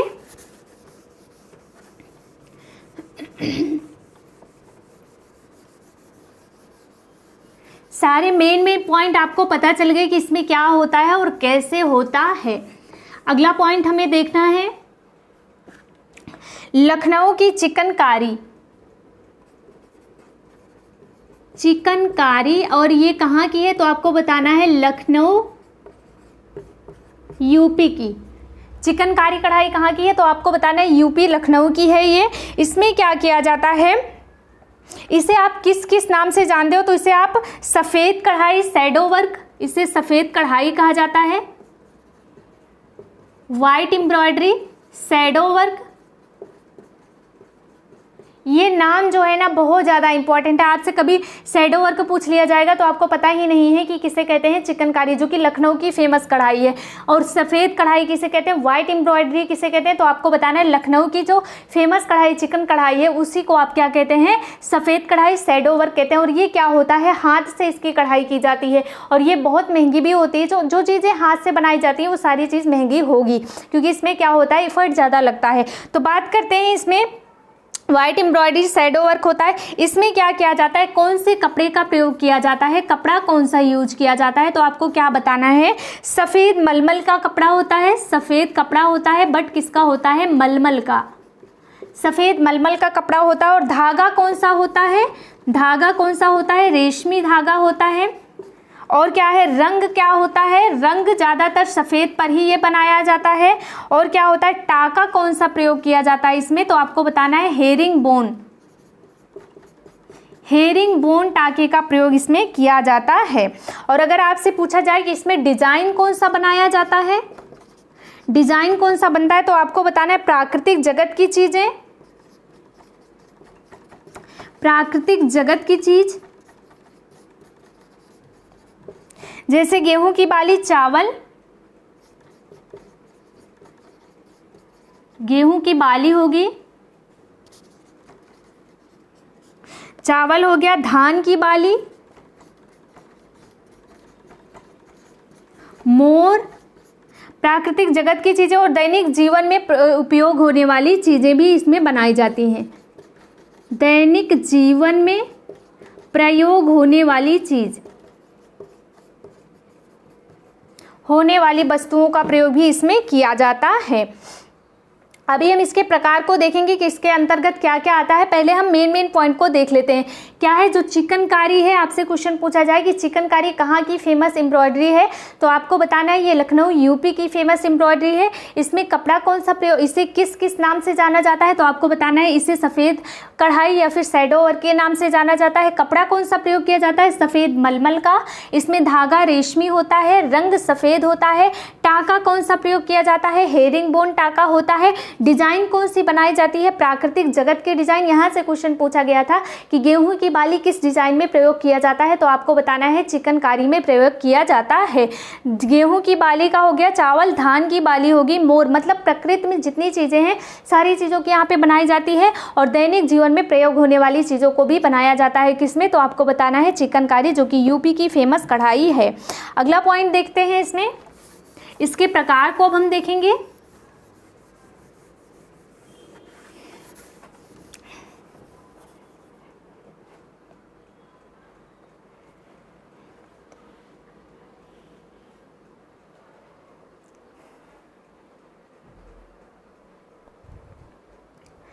अब हम देखेंगे इसमें कितने तरह के टाकों का प्रयोग किया जाता है। तो आपको बता दूं यहाँ पे इसमें 3 तरह के टाकों का प्रयोग किया जाता है। पहला तो होता है चपटा टाका होता है।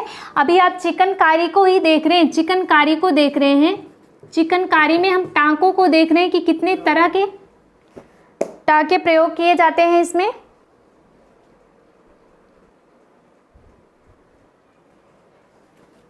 हम देख रहे थे कि जो लखनऊ की चिकनकारी है उसके कितने टाइप होते हैं। सॉरी, फिर से लाइट कट हो गई थी, मैंने वीडियो को क्लास को स्टॉप किया, फिर से जब लाइट आई तो फिर हम स्टार्ट कर रहे हैं, इसलिए आप लोगों को पता नहीं होगा 1 घंटे बाद। यहाँ पे मैं बता रही हूँ ना, मौसम बहुत ज़्यादा ख़राब हो रहा, बहुत ही ज़्यादा ख़राब है मौसम लगभग 3-4 दिन से, तो ऐसे लाइट वाली थोड़ी सी प्रॉब्लम हो जाती है ना। तो फिर से हम स्टार्ट करते हैं अपना सेशन, तो देख लेते हैं। बट आप लोगों को पता नहीं चला होगा, अगर मैं नहीं बताती तो नहीं जान पाते आप लोग। फिर से स्टार्ट करते हैं। मैं यहाँ पर बात कर रही थी कि चिकनकारी जो है उसको मैंने कुछ टाइप को, हम लोग कुछ पॉइंट को देखिए वहाँ पर, उसके बाद प्रकार के बारे में आ रहा है कि इसमें किस टाइप की कैसे कढ़ाइयाँ की जाती है, कौन से टाके प्रयोग किए जाते हैं, इसको हम पढ़ेंगे। तो इसमें 3 तरह का होता है। पहला तो होता है चपटा। चपटे में क्या आता है, गांठ वाला जालीदार होता है, और क्या होता है कुछ अन्य टाके भी इसमें प्रयोग किए जाते हैं। तो यहाँ से आपसे क्वेश्चन पूछा गया था पिछली बार कि चपटी जो चपटे टाके होते हैं उसमें कौन कौन से आते हैं, तो आपको क्या बताना है। इसके अंतर्गत बखिया आता है, इसको बुखिया या फिर बखिया, कहीं कहीं पर ये बुखिया भी लिखा होता है या बखिया, तो आपको कंफ्यूज नहीं होना, बुखिया या बखिया कुछ भी लिखा रहे। और इसके अंतर्गत आता है कटाव। कटाव और बुखिया जो है ये क्या होती है, चपटे टाके के अंतर्गत आती है, इसमें उभरा हुआ प्रतीत नहीं होता है। अगला जो है गांठ वाली, इसमें क्या आता है, गांठ वाली में मुर्गी और फंदा आता है। इसमें क्या आता है, मुर्री और फंदा आ जाता है, मुर्री और फंदा।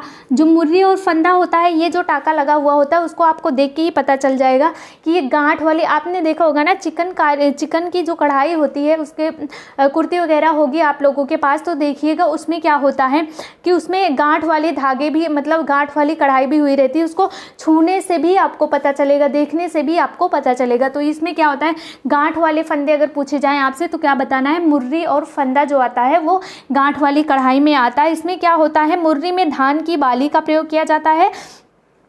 इसमें जो मुर्री होती है इसमें धान की बाली का प्रयोग किया जाता है। और फंदे में क्या प्रयोग किया जाता है, तो जो काज बना होता है ना, फंदे टाइप से काज कैसे बनता है, ऐसे ऐसे करके किनारे से ऐसे बनता है ना काज में, इस टाइप की कढ़ाई की जाती है, तो वही होता है इसमें प्रयोग किया जाता है। फंदे वाले में उभरा हुआ प्रतीत होता है।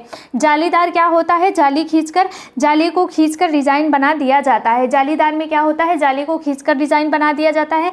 और जो अन्य टाका है इसमें क्या प्रयोग किया जाता है, तो आपको बताना है। इसमें टेपची, बिजली, खटाऊ और पेचनी आता है। टेपची, बिजली, खटाऊ और पेचनी, ये इतनी चीज़ें आपको याद रखनी है, क्योंकि यहाँ से यही सब चीज़ क्या है, बहुत ज़्यादा इंपॉर्टेंट है। आप बुक तो पढ़ लोगे, सारी चीज़ें आपको मिल जाएगी, बट उसमें इंपॉर्टेंट क्या है, आपको माइंड में रखना क्या है, वो चीज़ आपको समझ आनी चाहिए।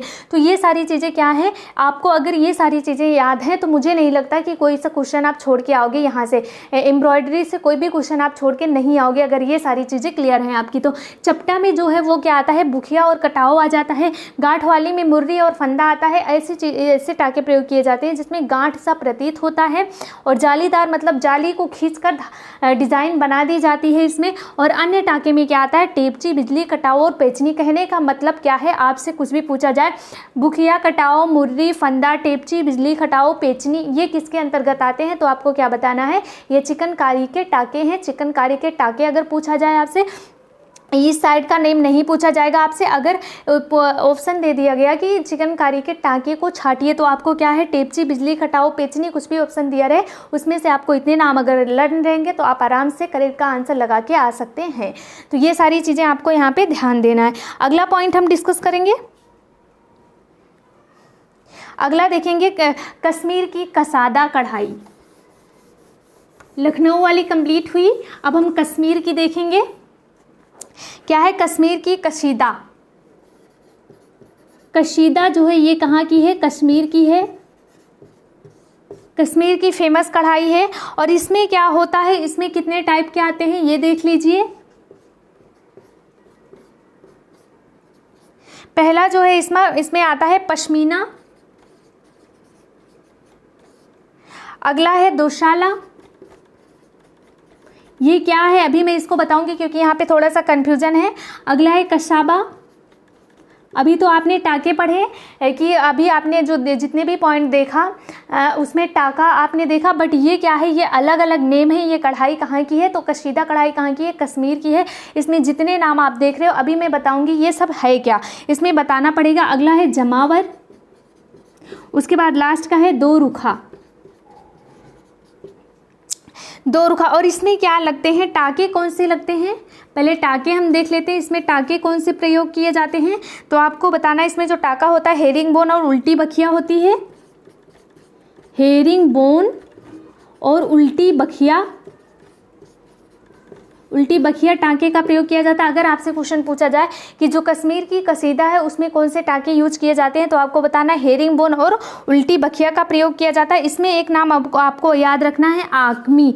आकमी क्वेश्चन भी पूछा गया है। आकमी क्वेश्चन पूछा गया है कि आकमी है क्या, तो आपको बताना है कश्मीर की विशेष प्रकार की कढ़ाई है। जो आकमी है ये क्या है, कश्मीर की कढ़ाई है। कश्मीर की विशेष प्रकार की कढ़ाई है। क्या है, आकमी क्या होती है, कश्मीर की विशेष प्रकार की कढ़ाई को आकमी कहते हैं। इसमें क्या देखना है आपको, कश्मीर के शाल में कढ़ाई का काम अली बाबा ने शुरू किया था। अगर आपसे पूछा जाए कि कश्मीर में जो साल होता है ना, कश्मीर का साल बहुत फेमस है, बहुत ही मुलायम होता है, बहुत ही अच्छा होता है। तो अगर आपसे पूछा जाए कि जो कश्मीर की शाल है, कश्मीर की शाल, इसमें जो है कढ़ाई करना किसने शुरू किया, तो आपको क्या बताना है, अली बाबा ने शुरू किया है। ये पॉइंट भी आपको नोट डाउन करना है, सारी चीज़ों को आप पढ़ते चलेंगे। अब हम बात करते हैं, पहला क्या है, जो कशीदा है ये कहाँ की है, कश्मीर की है। टाइप कितने हैं, इसमें आता है पश्मीना, दोशाला, कशाबा, जमावर, दोरुखा। सारे पॉइंट को आपको नोट करना है, लर्न करना है, अपने माइंड में सेट करना है। अगर टाँके पूछा जाए आपसे कश्मीर में कौन से टाँके यूज होते हैं जो कशीदा कढ़ाई है उसमें, तो आपको बताना है हेरिंग बोन और उल्टी बखिया। और मैं एक बात और बता देती हूँ फिर से आपसे, कि अगर जो भी एम्ब्रॉयडरी से जो क्वेश्चन आते हैं ना, वो ज़्यादातर टाँके को लेकर और कपड़े को लेकर ही क्वेश्चन पूछे जाते हैं, या तो फिर वहाँ से छाटने के लिए क्वेश्चन पूछा जाता है कि कौन सी कढ़ाई किसके अंतर्गत आती है। इसके अलावा कुछ भी नहीं पूछा जाता आपसे। तो आप लोग अगर ध्यान दे रहे होंगे तो सारी चीज़ें आपकी क्लियर हो जाएंगी यहाँ से। अब हम बात करते हैं जो पश्मीना है वो क्या है, तो आपको बताना है ये एक बकरी है। जो पश्मीना है ये क्या है, ये एक बकरी है। और जिससे क्या कहते हैं, कपड़ा हरकश कहते हैं, कपड़ा हरकस कहते हैं। ये जो पश्मीना है ना, ये क्या है, ये एक बकरी है। बकरी के बाल से बनाया जाता है पश्मीना शॉल, और इसे हम बकरी को क्या कहते हैं, तो इसे कपड़ा हरकस कहते हैं, कपड़ा हरकस कहते हैं।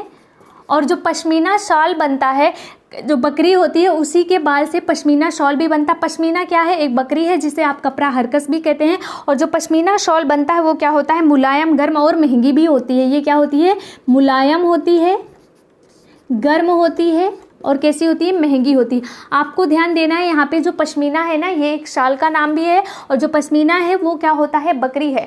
पश्मीना बकरी के बाल से जो शॉल बनाया जाता है उसे पश्मीना शॉल कहते हैं। ये बहुत मुलायम होती है, गर्म होती है, महंगी होती है। और वहाँ की जो पश्मीना बकरी होती है उसे कपड़ा हरकस कहते हैं। ये क्वेश्चन भी पूछा गया कि कपड़ा हरकस किसे कहते हैं, तो आपको बताना है पश्मीना बकरी को। अगला जो है दोशाला जो है, ये क्या है, दोशाला जो है ये क्या है, दोशाला को मिलाकर बनता है। जो दोशाला होता है ना, ये दो शॉल को मिलाकर बनाया जाता है। एक ये हो गया, एक फिर से ये हो गया।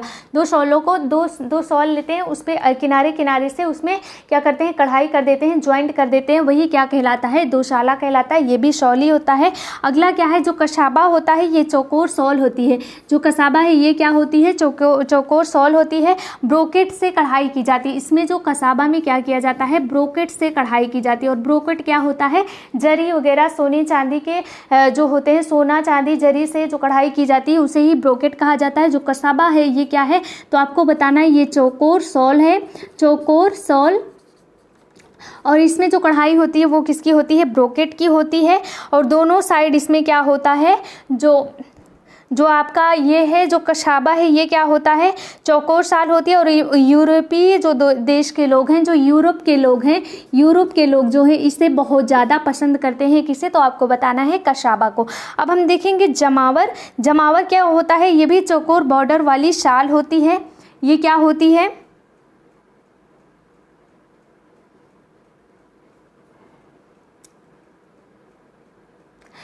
सॉरी यहाँ पे एक पॉइंट हम गलत पढ़ रहे हैं, फिर से मैं देख लेती हूँ। जो कसाबा होता है वो क्या है, इसे यूरोप के लोग पसंद करते हैं। चौकोर शॉल होती है, बट इसमें जो ब्रोकेट होता है, ब्रोकेट का यूज इसमें नहीं किया जाता। ब्रोकेट का यूज किसमें किया जाता है, तो जमावर में इसमें ब्रोकेट का यूज किया जाता है। बट जो कसाबा होती है इसमें क्या होता है, इसमें ट्विल और बास्केट बुनाई का प्रयोग किया जाता है। ये पॉइंट ध्यान देना आपको। इसमें क्या है, जो कसाबा है इसमें ट्विल और बास्केट बुनाई का प्रयोग किया जाता है। एक बार फिर से मैं बता देती हूँ, जो कसाबा है ये क्या होता है, तो आपको बताना है चौकोर शॉल होती है। इसे यूरोप के लोग बहुत ज़्यादा पसंद करते हैं। इसमें क्या होता है, ट्विल और बास्केट बुनाई का प्रयोग किया जाता है। अब आ जाते हैं जमावर में। जमावर में क्या होता है, आपको बताना है, इसमें ब्रोकेट कढ़ाई की जाती है। ये भी चौड़ी बॉर्डर वाली शाल होती है ना। ये जो जमावर है ये क्या है, तो आपको बताना है ये भी चौड़ी बॉर्डर वाली शाल होती है, ऐसे ही होती है। तो आपको क्या बताना है, ये चौड़ी बॉर्डर वाली शॉल होती है, चौड़ी बॉर्डर वाली शॉल होती है। उसमें ब्रोकेट से डिजाइन की जाती है। और इसमें किया क्या जाता है, शिकार करता हुआ व्यक्ति या मछली पकड़ता हुआ व्यक्ति, इसे हम शिकार मड शॉल भी कहते हैं। इसे किस नाम से जानते हैं, तो शिकार मड शॉल इसे कहते हैं। और इसमें क्या होता है, जो ये बीच का स्थान है ना, इसमें क्या बनाया जाता है, तो शिकार करता हुआ व्यक्ति या फिर मछली पकड़ता हुआ व्यक्ति, ऐसी कुछ तस्वीर इसमें बनाई जाती है। अभी हम फिर से एक बार इसको डिस्कस कर लेंगे ताकि आपका जो भी डाउट है यहाँ से क्लियर हो जाए। और जो दो रुखा है ये क्या होता है, दोनों साइड एक जैसा होता है। दो रुखे में क्या होता है, दोनों साइड एक जैसा होता है, दोनों साइड एक जैसा होता है ये। और क्या होता है, एक बार फिर से हम देख लेते हैं इसमें क्या होता है। जो आप कशीदा पढ़ रहे हो, कसीदा कहाँ की है, तो बताएंगे कश्मीर की है। इसमें क्या देखना है, पश्मीना, दोसाला, कसाबा, जमावर और दो रुखा, इतने पॉइंट को आपको देखना है। पहले देख लेते हैं इसमें टाका कौन सा यूज होता है, हेरिंग बोन, उल्टी बखिया। आकमी क्या है, कश्मीर की विशेष प्रकार की कढ़ाई होती है ये। और कश्मीर के शॉल पर डिजाइन करना किसने शुरू किया, अली बाबा ने शुरू किया। ये सारे पॉइंट क्लियर। अब हम यहाँ पे आ जाते हैं, जो पश्मीना है ये क्या होती है, पश्मीना एक प्रकार की बकरी भी है जिसे आप कपड़ा हरकश कहते हैं। और जो पश्मीना शॉल बनता है वो मुलायम, गर्म और महंगा होता है। इतने पॉइंट क्लियर। अब आ जाते हैं दोशाला। दोशाला क्या होता है, दो शाल को जोड़कर किनारे किनारे कढ़ाई करके बनाया जाता है, उसी को दोशाला कहा जाता है। कसाबा, ये मेन इंपॉर्टेंट है। कसाबा में क्या होता है, चौकोर शॉल होती है। जो यूरोप के लोग हैं इसे बहुत ज़्यादा पसंद करते हैं। और इसमें ट्विल और बास्केट जो होती है बुनाई की जाती है। आपसे क्वेश्चन पूछा जाए कि ट्विल और बास्केट बुनाई किस प्रकार के जो कश्मीर की शॉल होती है उसमें की जाती है, तो आपको बताना है कसाबा में की जाती है। अगला जमावर। जमावर क्या होता है, ये भी चौड़े बॉर्डर वाली शॉल होती है। इसमें मछली पकड़ता हुआ व्यक्ति या फिर शिकार करता हुआ व्यक्ति, उसके बीच में जो स्थान रहता है उसमें बनाया जाता है, कढ़ाई की जाती है। और क्या होता है, ब्रोकेट से इसमें डिजाइन की जाती है, कढ़ाई की जाती है। ब्रोकेट क्या होता है, जरी, सोने चांदी से के तारों से जो कढ़ाइयाँ की जाती है उसे ब्रोकेट कहते हैं। और क्या होता है इसमें बताना है आपको, ये इसमें जो बॉर्डर होता है वो चौड़ा होता है, ये भी क्लियर। और जो दो रुखा होता है ये क्या होता है, दो रुखा मतलब दोनों साइड एक जैसा, जैसे कढ़ाई ऊपर वैसे कढ़ाई नीचे, सेम होता है। ये क्लियर हो गया। यहाँ पे कुछ भी आपका छूटा नहीं है। अगला पॉइंट हम देखेंगे,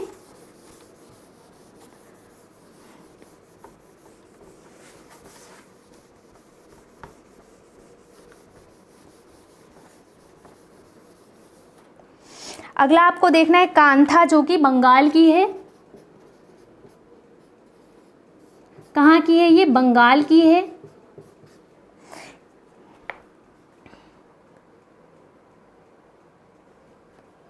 अब इसमें क्या क्या आता है, यहाँ से भी क्वेश्चन पूछा गया है, कितने टाइप का होता है, इसमें क्या क्या आता है, इसको हम देख लेते हैं।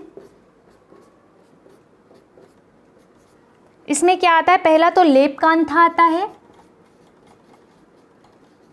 सारे पॉइंट को आपको नोट डाउन करना पड़ेगा। कांथा से अगर क्वेश्चन पूछा जाएगा तो इसके अंतर्गत से ही पूछा जाएगा। और कांथा है,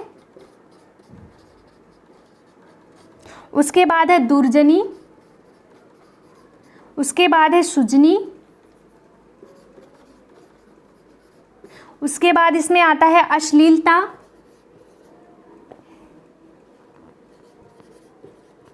अश्लीलता आता है। उसके बाद आता है इसमें बेटन रुमाल।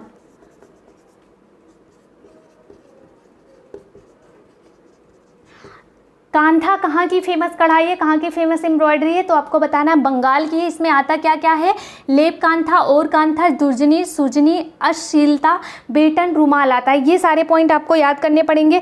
कांथा मतलब होता क्या है, कांथा मतलब होता है पैच वर्क। कांथा मतलब क्या होता है, पैच वर्क। पैच वर्क मतलब क्या होता है, पुराने कपड़ों को जोड़कर नया बना देना, है ना। पुराने कपड़ों को जोड़कर नया बना देना ही, नई डिज़ाइन बना देना ही क्या कहलाता है, पैच वर्क कहलाता है। जो कांथा है वो क्या है, पैच वर्क है।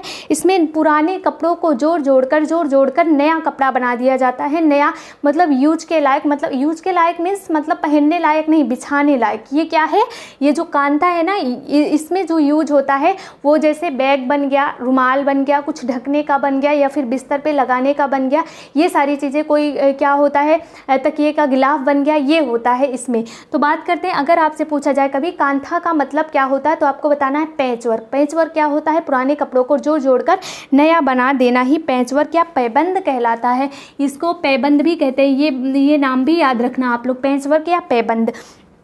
अब इसमें क्या होता क्या है, जो लेप कांथा है वो क्या है, ये बिछावन है। लेप कांथा आपसे पूछा गया था कि लेप कांथा क्या है, तो आपको बताना है जो बिस्तर पे लगाया जाता है, ऊपर से चादर नुमा होता है, ये इसी को कहा जाता है लेप कांथा। अगला है और कांथा, क्या होता है, ये होता है तकिए का गिलाफ है। तकिया का गिलाफ है ये, तकिए के गिलाफ को और कांथा कहते हैं। दुर्जनी क्या है, तो आपको बताना है ये थैली होती है, झोला होता है। और सुजनी क्या होती है, चादर होती है, ये चादर होती है। चादर मीन्स क्या होता है, जैसे अपना चादर होता है ना, हम लोग डालते हैं बेड पे, वैसे ही चादर बनाया जाता है इनका। बट इनमें क्या होता है, जो कांथा होती है इसमें पुराने कपड़ों को काट कर जोड़कर नए तरीके का डिज़ाइन बनाकर, कुछ भी डिज़ाइन बना दिया जाता है, उसको डाला जाता है, उसी को आप क्या कहते हैं, सुजनी। आई हो कि सुजनी बहुत लोग जानते भी होंगे, मैं तो जानती हूँ, मैं तो देखी भी हूँ, बनाते हुए भी देखी हूँ। तो आप जो गाँव साइड के होंगे थोड़े से ना, वो मुझे लगता है कि उन्होंने देखा भी होगा बनाते हुए, वो जानते भी होंगे। नहीं तो आप आजकल यूट्यूब पे डालिए, सारी चीज़ें आपके सामने देखना हो तो। अगला क्या है, जो अश्लीलता है वो सामान रखने का कवर होता है। अश्लीलता क्या होता है, सामान रखने का कवर, सामान रखने का कवर होता है। और इसमें रखा क्या जाता है, जैसे आजकल हमारे पास क्या होता है, हमारे पास होता है ना मेकअप किट होता है ना, श्रृंगारदानी जिसे कहते हैं वगैरह होती है, सारी चीज़ें उसमें हमारी फिट रहती हैं, चूड़ी बिंदी वगैरह, मतलब जो डेली चीज़ें यूज की हैं वो भी सब चीज़ रहता है। तो उसी तरह से ये भी होता है जो अश्लीलता होता है। बंगाल में इसमें क्या रखा जाता है, शीशा कंघी वगैरह इसमें रखा जाता है। शीशा कंघी किस में रखा जाता है, अश्लीलता में। ये कहाँ का है, तो आपको बताना है बंगाल का है। ये कांथा कढ़ाई के अंतर्गत आता है। जो बेटन रुमाल है ये क्या होता है, एक तो बेटन है, दूसरा आपका रुमाल है। जो वेतन है ये क्या होता है, तो आपको बताना है वेतन रामायण भगवत गीता या फिर बहुमूल्य चीज़ों को लपेट कर रखने वाला कपड़ा होता है। आपको पता है कि हमारे यहाँ भी ये काम होता है। आपको पता है कि जो भगवत गीता है, रामायण है, उसको आप ऐसे खुला नहीं रखते हो ना। कोई भी कपड़ा आप रेड कलर के कपड़े में, येलो कलर के कपड़े में लपेट कर रखा जाता है। जितनी भी पौराणिक बुक है, किताब नहीं, कथाओं वाली जो किताब है उसे हम क्या करते हैं, ऐसे खुला नहीं रखते, उसको हम लपेट कर रखते हैं ना। येलो कलर की या फिर पिंक कलर की कोई भी कलर हो, उसमें हम कपड़े में अच्छे से लपेट कर फिर अच्छी जगह रखते हैं ना। वैसे ही जो बंगाल है वहाँ पे जो बेटन होता है वो क्या होता है, रामायण, भगवत गीता या बहुमूल्य सामान को लपेट कर रखने वाला एक कपड़ा होता है। ये क्या होता है? कपड़ा होता है। और क्या क्या रखने वाला होता है? तो आपको बताना है बहुमूल्य सामान, रामायण या फिर भगवत गीता को लपेट कर रखने वाला कपड़ा ही वेटन कहलाता है। रुमाल क्या होता है? वर्गाकार 1 फीट का टुकड़ा होता है। जो रुमाल है ये क्या होता है? वर्गाकार 1 फीट का कपड़ा, यही आपका क्या कहलाता है? रुमाल कहलाता है। फिर से एक बार हम इसको देख लेते हैं ताकि आपको कहीं भी कुछ भी डाउट ना रह जाए, सारी चीज़ें क्लियर हो जाए। कांथा कहाँ की है? बंगाल की है। इसे क्या कहते हैं? पैबंद या पैचवर्क कहते हैं। क्या होता है? पुराने कपड़ों को जोड़कर नया बना देना। इसमें क्या क्या आता है? लेप कांथा, और कांथा, दुर्जनी, सुरजनी, अश्लीलता, बेटन और रुमाल आता है।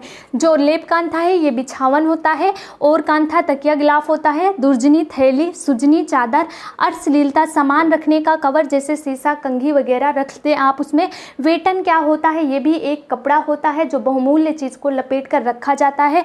रुमाल क्या होता है? वर्गाकार 1 फीट का ये कपड़ा होता है, उसी को आप रुमाल कहते हैं। सारी चीज़ें क्लियर?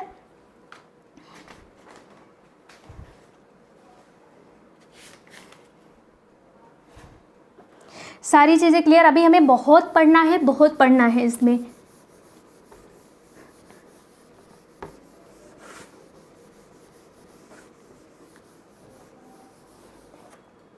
अगला हम देखेंगे चंबा कढ़ाई, हिमाचल प्रदेश। चंबा कढ़ाई ये कहाँ की है? आपको बताना है, हिमाचल प्रदेश की है। चंबा कढ़ाई कहाँ की है? हिमाचल प्रदेश की। इसमें क्या क्या आता है?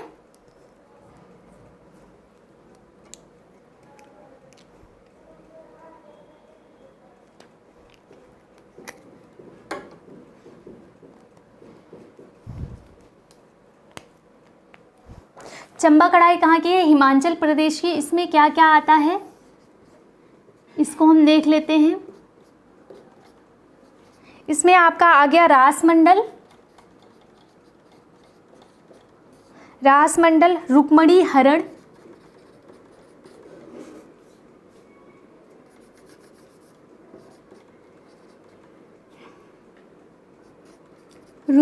हरण, ये सारी चीजें पूछी जाएंगी किसके अंतर्गत आता है। उसके बाद है समुद्र मंथन, उसके बाद आ गया इसमें मिजोरम मेला जुलूस,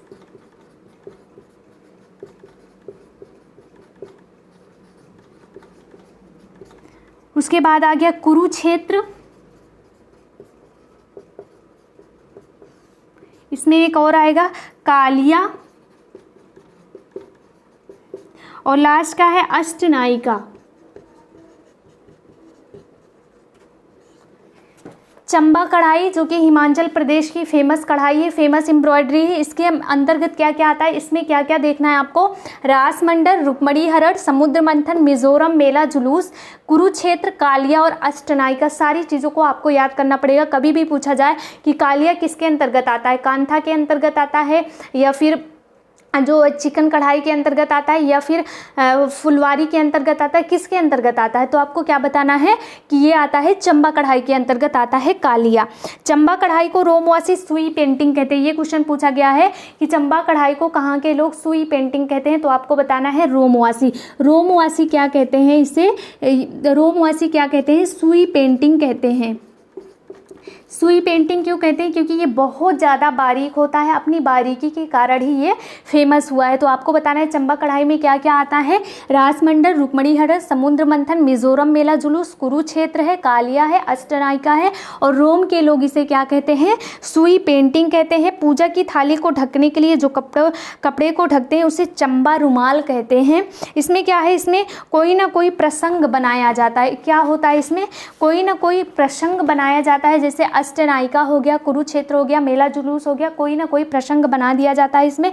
और इसमें कपड़ा कौन सा प्रयोग किया जाता है? कपड़े की बात की जाए तो इसमें सिल्क या सूती कपड़ा प्रयोग किया जाता है। रेशम का भी हो सकता है या फिर सूती भी हो सकता है, इसमें दोनों कपड़े यूज किए जा सकते हैं। सिल्क या फिर सूती कपड़ा प्रयोग किया जाता है। तो चंबा जो हिमाचल प्रदेश की फेमस एम्ब्रॉयडरी है, इसमें बस आपको इतने पॉइंट को देखना है। अब हम आ जाते हैं, देखते हैं कसूती जो कि कर्नाटक की फेमस एम्ब्रॉयडरी है।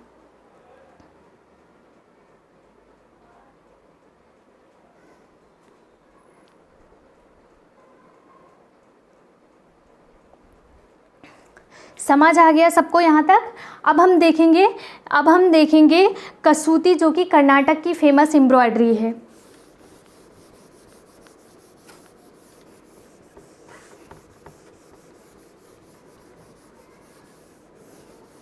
अब हमें देखना है कसूती, ये कहाँ की है? कर्नाटक की। कसूती कहाँ की फेमस है? तो आपको बताना है ये कर्नाटक की फेमस एम्ब्रॉयडरी है। इससे क्या कहते हैं? ये दो शब्दों से मिलकर बना है, का प्लस सूती।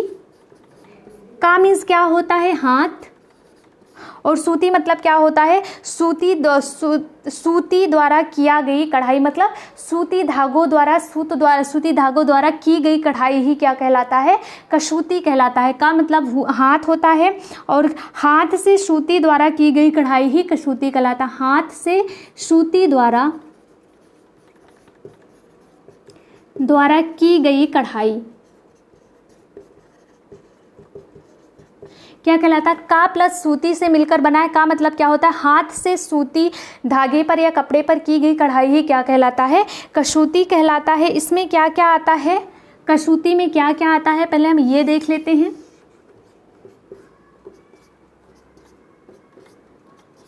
कसूती में आपका आता है गावंती, ये भी पूछा गया है कई बार।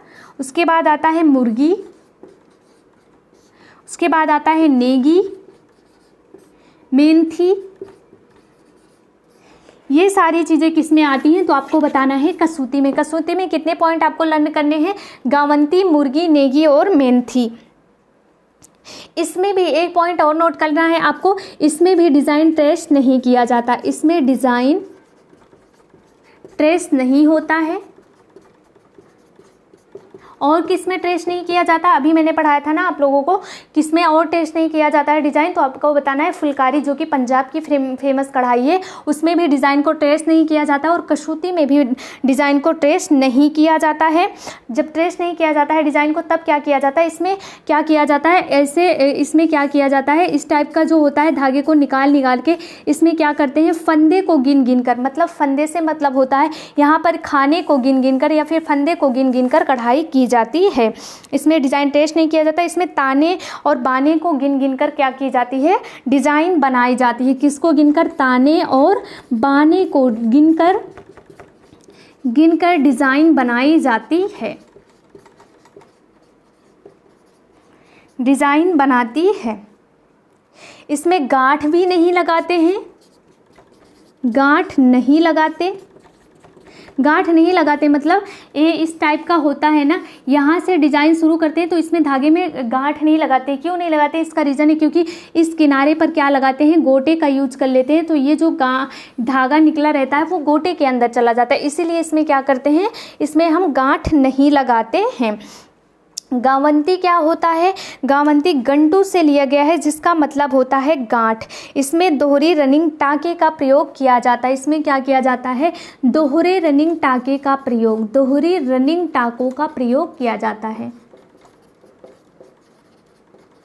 इसमें क्या किया जाता है? तो आपको बताना है इसमें दोहरे रनिंग टाँकों का प्रयोग किया जाता है। किसमें? तो आपको बताना है जो ये गावंती है इसमें दोहरे रनिंग टाँकों का प्रयोग किया जाता है। और इसका मतलब क्या होता है? जो गावंती है इसका मतलब क्या होता है? गावंती जो शब्द है ये गंटू से लिया गया, गावंती शब्द गंटू से लिया गया है और गंटू का मतलब होता है गांठ। मैं यहाँ पे लिख देती हूँ, इंपॉर्टेंट है ये।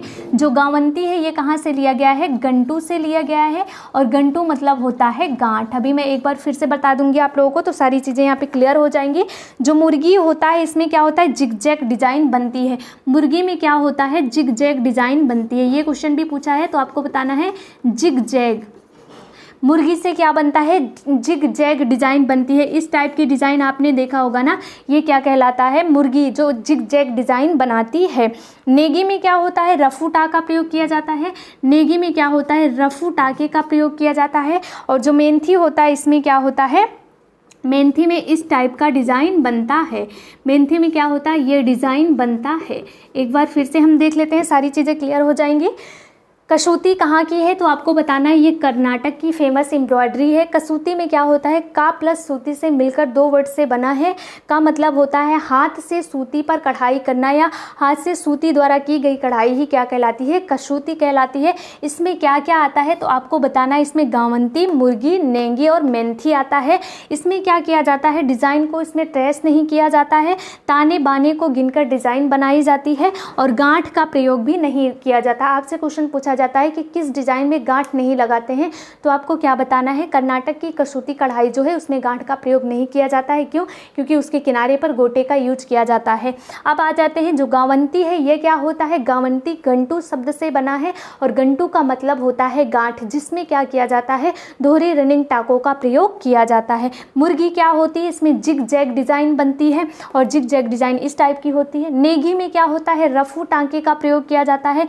मेंथी में इस टाइप की डिज़ाइन बनती है। सारी चीज़ें क्लियर। अब हम आगे बढ़ेंगे।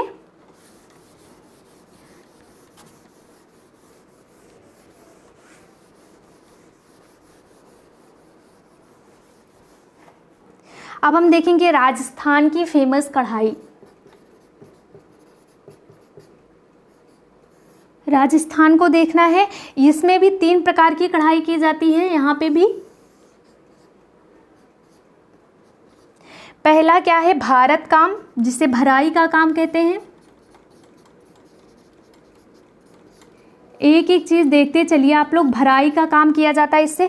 धार्मिक कढ़ाई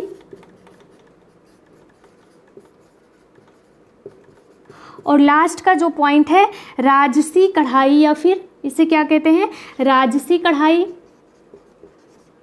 या फिर इसे क्या कहते हैं, कोट कढ़ाई।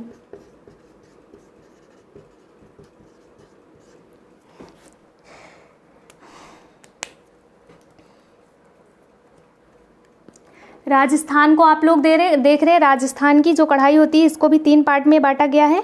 पहला जो है आपका है वो भारत काम, जिसे भराई कहते हैं, भराई का काम किया जाता है। दूसरा है धार्मिक कढ़ाई और तीसरा है राजसी या फिर कोट कढ़ाई। अब हमें देखना है इसके अंतर्गत क्या क्या आता है। जो भारत काम है इसमें आता है मोची भारत, मोची भारत आ गया, हीर भारत, यहाँ से क्वेश्चन पूछा जाता है। सारी चीज़ें क्लियर हो रही हैं। एप्लीक वर्क, एप्लीक वर्क आता है, दबका आता है और बीड वर्क आता है। बीड वर्क को आप मोती का काम कहते हैं। ये सारी चीज़ें किसमें आ गई, भारत काम में, जिसे भराई का काम कहते हैं। अगला जो है धार्मिक कढ़ाई में क्या आता है, पिछवी कढ़ाई या जैन कढ़ाई। पिछवी कढ़ाई, जैन कढ़ाई, ये आपका आ गया धार्मिक कढ़ाई में। और राजसी या कोट में क्या आता है, गोटा वर्क, गोटा वर्क आ गया इसमें। सलमा, सलमा वर्क आ गया। थ्रेड वर्क, थ्रेड वर्क को क्या कहते हैं, धागे की कढ़ाई। और आ गया सलमा वर्क। सलमा वर्क जो है ये भी 2 प्रकार का है आपका। इसमें देखना है जारदोजी और अगला है कामदानी।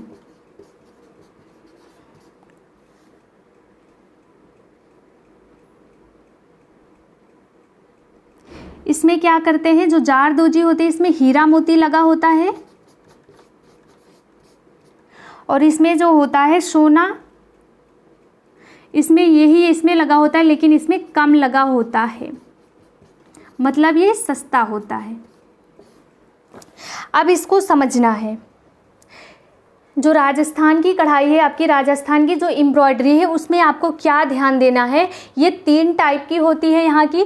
जिसे पहले को हम कहते हैं भारत काम, जिससे भराई का वर्क किया जाता है। धार्मिक कढ़ाई होती है और राजसी या फिर कोट कढ़ाई होती है। सारी चीज़ों को ध्यान दीजिएगा, यहाँ से क्वेश्चन पूछा गया। जो भारत काम मतलब भराई का काम होता है, इसमें कितने टाइप का होता है, मोची भारत आ गया, हीर भारत, एप्लिक वर्क, दबका, बीड वर्क, जिसे आप मोती का काम कहते हैं। सारी चीज़ें किस में आ रही है तो आपको बताना है भराई के वर्क में यहाँ से कोई भी नाम दे दिया जाएगा, उसके बाद पूछा जाएगा कि राजस्थान की फेमस कढ़ाई कौन सी है, फिर उसको आपको करेक्ट का निशान लगाना होगा छाट के। जब आपको सारे नाम पता होंगे तभी आप लगा सकते हो। तो फिर से एक बार देख लेते हैं। भारत काम में जो भराई का काम होता है इसमें मोची भारत, हीर भारत, एप्लिक वर्क, दबका, बीड वर्क या मोती का काम आता है। धार्मिक कढ़ाई में क्या होता है, पिछवी कढ़ाई, जैन कढ़ाई आ जाती है। राजसी या फिर कोट कढ़ाई में क्या आता है, गोटा work, Salma work, thread work. धागे की कढ़ाई जो होती है, जो सलमा वर्क होता है वो दो प्रकार का होता है, जारदोजी, इसमें हीरे मोती का ज़्यादा प्रयोग रहता है, ये महंगा ज़्यादा होता है। और जो कामदानी होती है इसमें भी हीरे मोती सोने चांदी का प्रयोग किया जाता है, बट इसमें इससे कम किया जाता है। तो ये वाला क्या होता है, कामदानी सस्ता होता है, दारदोजी जो है बहुत ही महंगा होता है। सारी चीज़ें क्लियर हो गई। यहाँ पे मैंने पहले ही बता दिया है कि मैं यहाँ पे क्या करूँगी, बहुत ज़्यादा डिटेल में चीज़ों को नहीं पढ़ाऊँगी, बस मेन पॉइंट आपको बताती चल रही हूँ मैं, ताकि आप लोगों का जो है पॉइंट वो क्लियर होता रहे। तो यहाँ पे आपको नाम से पूछा जाता है कि कौन सी कढ़ाई किसके अंतर्गत आती है। तो आई होप कि ये सारी चीज़ें आपकी यहाँ से क्लियर हो रही होंगी। अब हम देखेंगे यहाँ पे गुजरात की कढ़ाई देखना है अभी हमें, पटोला गुजरात की कढ़ाई को देखना है। उसके बाद हमें देखना है अभी ब्रोकेट बनारस का देखना है, बंधेज देखना है। बंधेज भी क्या है, राजस्थान का है, तो बंधेज के बारे में भी हम डिस्कस करेंगे। आ जाते हैं अभी 3-4 पॉइंट को हमें और डिस्कस करना है यहाँ पे।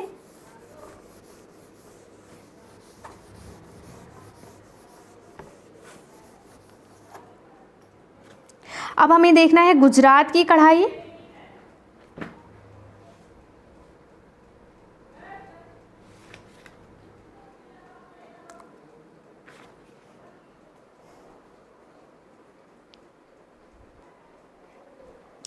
गुजरात की कढ़ाई तो आपसे पूछी नहीं जाती है, एक भी बार नहीं पूछा गया, तो इसको पढ़ने से कोई फ़ायदा नहीं है, क्योंकि जितना भी इम्पोर्टेंट था मैंने बता दिया आप लोगों से।